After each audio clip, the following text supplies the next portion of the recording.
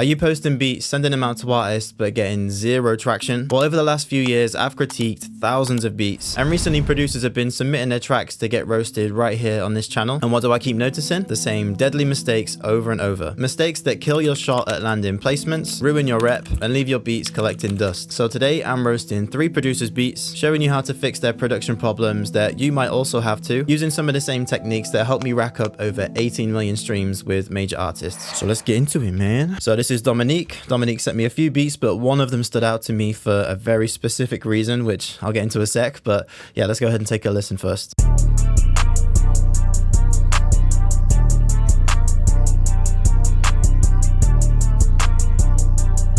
Not too bad, to be fair. Leveled pretty well. Okay. So this beat's not actually bad at all. There's definitely something there. But the first thing that's jumped out to me was the lack of variation. Just no evolution in this track, basically. So basically we got this 16 bar right here where nothing really changes whatsoever. Then this little top melody comes in for another 16 bar. Then we got this little breakdown, and then it just kind of loops. When you're making beats, you've got to kind of think of it almost like short form content or like a YouTube video. If I'd started this video with a long, boring, rambling intro, then you probably would have clicked away ages ago. And if I just kept repeating myself after I've already made a point, you'd be out of here no matter how good the content actually is. Same thing with your beats. If you're not keeping things fresh and adding little changes to hold people's attention, then what makes you think an artist is going to stay interested long enough to even write to it? So I'm going to take a few minutes here, fix this beat up a little bit, and then I'll break down exactly what I've done so you can avoid falling into this trap too. Okay, so here's what I've done to fix it, and honestly, it's super simple. I've introduced a few new sounds into the drums that come in every 8 bar instead of having to wait a whole 16 bar for something to come in. So we got an open hat, then a kick, and then a snare, just kind of coming in at different points, just to keep things moving. And on top of that, I threw in a few drum fills straight out of my 2025 kit. And yeah, now the beat sounds like this. Good energy. Drum fill.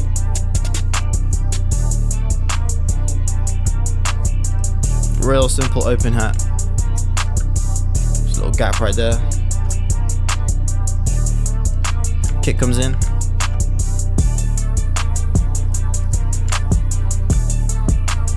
Very simple kick pattern. Okay, snare comes in.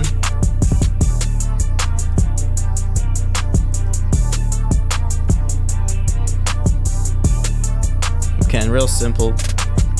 Couple rolls. But yeah, just those small changes instantly lifts the energy, and now you can actually feel where the hook should hit, where the verse should sit. It's way easier to picture someone rapping or singing over it now. Honestly, it's kind of like seasoning your food while you cook. You don't just wait till you're serving the plate to realize that it's kind of bland. You add a little spice as you go so that every bite hits differently. And same thing with your beats. Keep sprinkling in little details and changes so the track stays alive. Now you can even take this a little further. You can start adding in or taking away sounds every 4 bar if you want to get a little bit more fancy with it. So for example, I can just bring this snare across and just cut out the first 4 bar.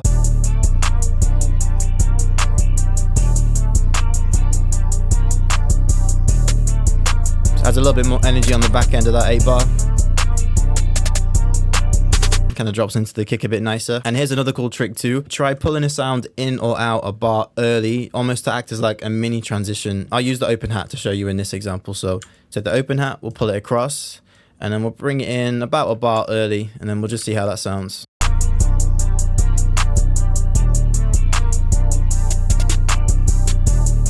Kind of cool. Maybe we could even just take this, bring it in so it just kind of hits right there, right at the end. Yeah, it's pretty cool. Yeah, it's a small thing, but it makes the beat just feel way more professional. But yeah, overall, not a bad beat at all. You just got to put a little bit more love into the arrangement side, polish it up, and you'll be golden. All right, next up we got Alex Sage. Here's the beats he sent in. Let's take a listen. Little snare comes in. Not too bad of an intro.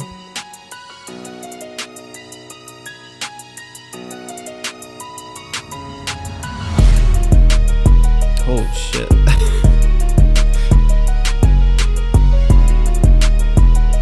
Oh no, okay. Okay, hopefully one thing is screaming at you for you guys watching this. First off, solid job on the melody if you made it yourself. It's got that little baby kind of vibe for sure, even though it's a little bit outdated. But there's two big problems with this beat. And if you can fix these, it's going to make a huge difference to your production quality. First issue, the 808 doesn't really follow the melody at all. You got the root note locked in, which is good, but then it just kind of sits there even when the melody's moving around. That tells me that you might have used a loop for this beat, which is totally fine, but you just need more of a solid understanding of some basic music theory. No shame at all, it happens, but here's the thing. When you're working with a melody like this that's really heavy on chords, especially with these strong root notes that's already built into the piano, you hear them there, then your 808 should be following those root notes. It's basically just what keeps the whole beat feeling more cohesive and glued together. Second issue, the mix is way off. Everything actually sounds alright right up until the drums and the 808 come in right here. Then it's like the beat just punched me straight in the face with how loud everything gets. So instead of it sounding like one clean beat, it's like two totally different beats are playing on top of each other at completely different volumes. The balance just ain't there. But luckily both of these are pretty simple fixes. So let me go ahead and fix these real quick and show you what it should sound like. Alright, so I've loosely recreated the piano in MIDI just so I can show you exactly how to fix up this bass line. Now when it comes to the 808s and bass lines, assuming you've already made the melody first, it's a smart move to follow these root notes right here. If we look at the 808 pattern, you'll see that every note kind of lines up with the piano's root notes. So these faded notes in the background is where the root notes of the piano sit, and then the 808 is obviously on top of it. And you'll hear the difference immediately. So here's the original 808 pattern.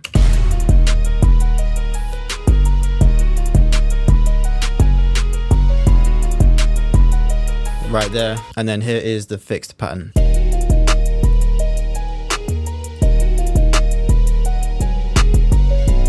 See, that's where it kind of switches. Yeah, it's much cleaner now, right? Now it actually sounds like the bass and melody belong together. But I did assume earlier that you've used a sample to make this beat, so if that is the case and you're struggling to find out where the bass should sit with the sample, then here's a real simple trick to figure that out. So let's grab our sample, we're gonna put it into the mixer, throw an EQ on it, and we're just gonna take out all the high and mid information, just so we're left with this low info right here. Then open up Edison underneath, hit record, and then play the sample in.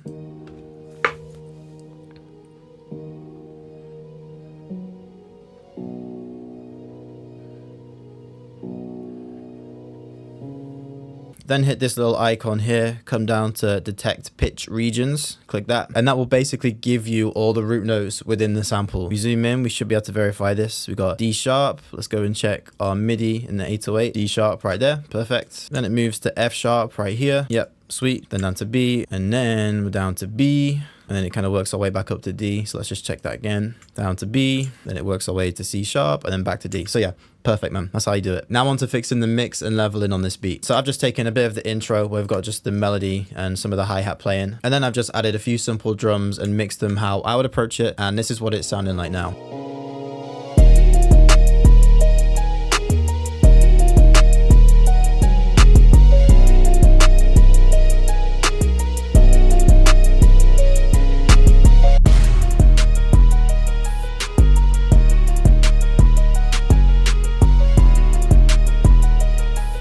Now the trick is to just mix as you go. I talked about this in my last video, but basically while you're looping the melody, I add each drum one by one and then level it in real time. Not aiming for it to be perfect, just making sure each sound feels balanced as I make the beat. So we got the clap pattern right here. Let's just reprogram this. I mean, yeah, it's way too quiet right now. So take it. I'm just gonna use the velocities down here to level it.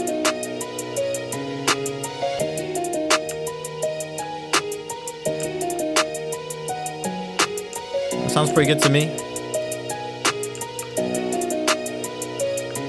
Yeah, really all I'm aiming for is to just adjust the volume of each sound so that it sounds pleasing to me as I'm making the beat. If you mix this way, you'll only need to make tiny adjustments at the end. So not only does it make it easier, it's also a time saver as well. Now, granted, I've been making and mixing beats for well over a decade, so my beats definitely didn't sound like this when I first started out. So if you're newer to production, then here's a little system that you can use to get your mixes sounding pretty solid every time. First thing is to just mix as you go, like I've just showed you. But then once you get to the end of the beat, it's arranged, you've got all the sounds you need, put everything into the mixer, solo your 808 or like the main sound that drives the beat, let it loop, slowly unmuting the other tracks one by one, making sure each new sound fits around the 808. So I've just put together a little drum loop to give you an example. Let's bring in the clap. pretty good. Let's bring the hi-hat in. Okay, too loud.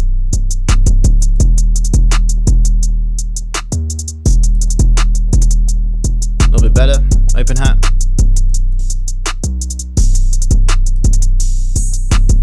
Yeah, cool. This one's a little bit too loud.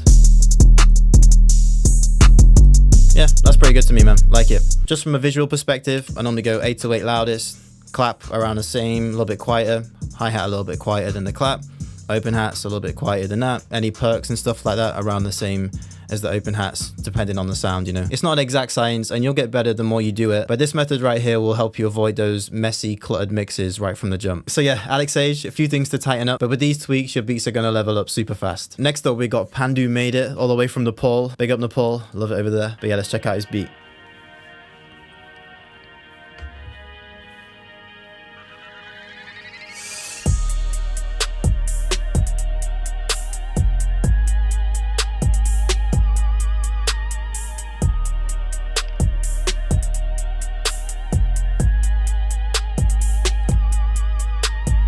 Alright, technically everything is pretty solid, but honestly it's just a little bit bland. The drums don't sound super inspired, same with the melody, feels kind of flat, and I think I know exactly why. Just hang tight because this is a super simple concept, but if you're not already using it, then learning it today or just being aware of it will instantly make your beats just sound way more interesting. To explain it, I've pulled up one of my older beats. I'm going to solo the melody and listen carefully to how much more space there is and just how much more interesting it sounds in comparison to Pandu Made It's beat.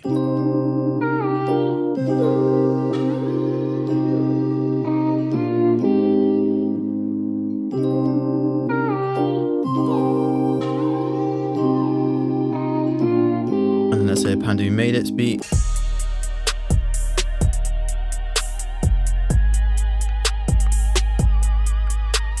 You hear the difference? It's not some secret sauce or magic plugin. It's a basic principle in music called call and response. The idea is pretty simple. You have one sound make the call and then the other sound answer it. Now in Pandu Made It's beat, there's not much of that happening. You got these dark strings, you got the female vocal, you got a bell, which is okay, but they're all kind of stepping on each other, so nothing really stands out. Whereas if you check out this melody, we've got the vocal acting as the call, then this flute responds, then this second flute responds to that first flute and also kind of acts as another call, and finally the vocal wraps it up with the response. 3 super simple layers, but they're all just spaced out. They bounce off each other nicely and nothing's overcrowded in the mix. You can even see this visually. If I was to stack all of these 3 layers on top of each other, each sound just sits in its own pocket across the entire 8-bar loop. And on top of that, I did a simple mixing trick, just panning one of the flutes to the left, the other to the right, almost like they're talking back and forth between the speakers, you know? Because of all of that, the melody now just feels way more alive and dynamic. Now here's the real cheat code. You can apply call and response anywhere. It doesn't just have to be the melody, it could be the bass, the drums, the perks, the effects. Once you start doing this across your whole beat, you'll end up with beats where every element is communicating. Your beats will sound way more cohesive and way more interesting at the same time. So yeah, definitely start weaving call and response into your production. Pandu Made It, and same goes for all you watching out there too. Alright, so if you enjoyed this video, let me know down below if there's anything specific you want me to critique next time. I know in this video I was kind of roasting random stuff, but if you want me to focus more on the mixing, the drums, the arrangement, the theory, the melodies, whatever it is, drop it in the comments because I need to know what's going to help you the most. And if you want to level up even faster and grab 10 years of beat making experience all packed into one video, then watch this video next, because I break down 11 real strategies that you can use to seriously chase this music production thing for yourself. I'll catch you over there. Peace.